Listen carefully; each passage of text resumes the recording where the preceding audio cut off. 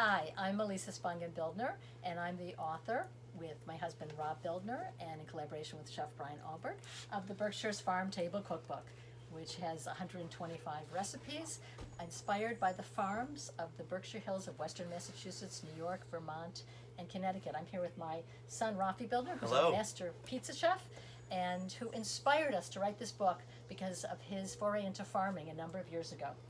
Yeah, so thanks, Mom. We're going Sure, to, go ahead. it's an honor to be here with my mother and the author of this amazing, co-author of this amazing book. We're going to show a simple pizza recipe from the book that uses the bounty of the summer growing season here in New England.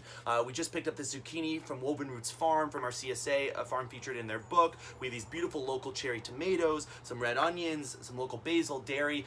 This is a unbelievably rich agricultural area, and a pizza is a perfect canvas for that that beautiful farm bounty. So I'm going to it's a simple zucchini and cherry tomato pizza. I'm going to throw some cherry tomatoes, some sliced red onion, some zucchini, a little olive oil in a bowl here just to mix up, a little salt, some ground black pepper, and pizzas are simple. Don't go crazy here.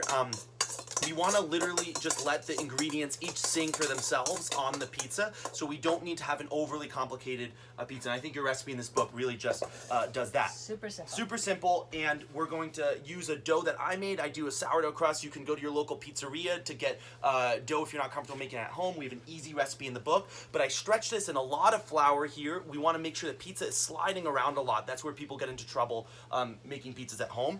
And I'm going to top this with these ingredients that we just tossed in the bowl, some local ricotta, mozzarella from a farm just to the north of us here, and we want every ingredient going onto the pizza now to be perfectly spiced and ready to go.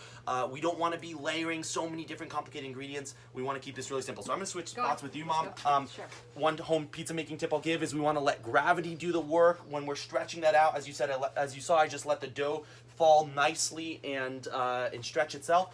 And I'm going to get this in the oven with a little ricotta, mozzarella, as I said.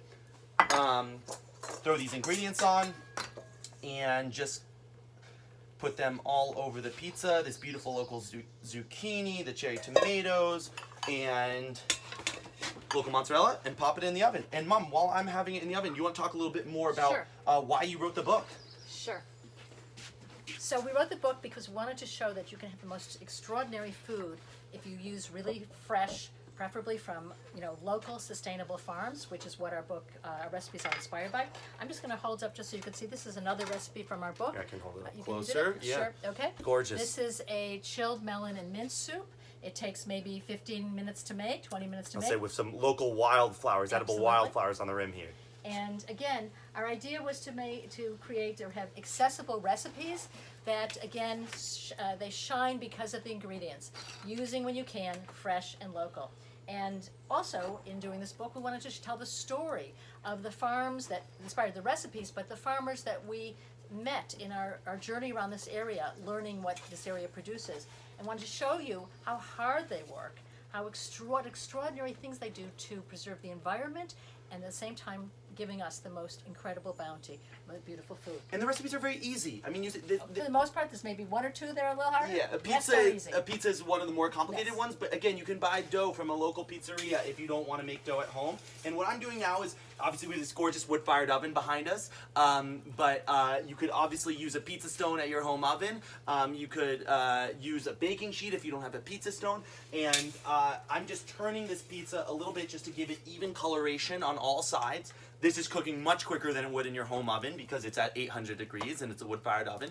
And it's just about out. But I want to encourage you to think of making a pizza, as you'll see when this comes out. We're not flattening the dough. We're not rolling the dough. We're just moving the air around from the side, from the middle of the crust to the outside. And that's how you get these gorgeous, gorgeous, beautiful crusts that are really airy. And the cornicione, the crown of the pizza, as we call it, is beautiful. So we're going to dig into this. Absolutely. And any final words, Mom, that you want to say Sure. about? I'm going to just suggest that if you want to find out more about the cookbook and more about how you can produce these extraordinary recipes and about farmers' lives, check our website, berkshiresandbeyond.com. We hope to see you there. And we will cut this up and enjoy a beautiful bite of this cherry tomato and zucchini pizza inspired by the local farms in this agriculturally rich region. Right. So This is, I should say, inspired by Berkshire Bounty Farm, one of the most beautiful farms in the area. Very small, prolific. awesome. Take Thank care, you. everyone. Thanks so much.